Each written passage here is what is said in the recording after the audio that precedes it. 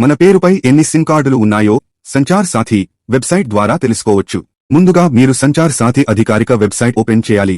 Home పేజీలో ఇక్కడ 3 lines పైన క్లిక్ చేయాలి. ఇక్కడ సిటిజన్ సెంట్రిక్ సర్వీసెస్ ఆప్షన్ పై క్లిక్ చేయాలి.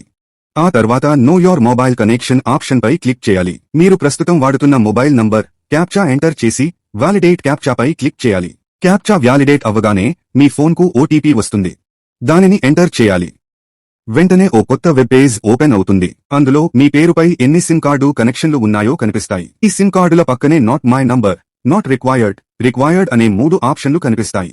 నాట్ మై నంబర్ అంటే నా నంబర్ కాదు అని, నాట్ రిక్వైర్డ్ అంటే అవసరం లేదు అని, రిక్వైర్డ్ అంటే అవసరం అని. ఎవరైనా మీకు తెలియకుండా ఆ సిమ్ కార్డ్ కొనుగోలు చేస్తే మీరు ఆ సిమ్ కార్డ్ను డిస్కనెక్ట్ చేయడానికి ఆ నంబర్ పక్కనే ఉన్న నాట్ మై నంబర్ ఆప్షన్ పైన క్లిక్ చేయాలి.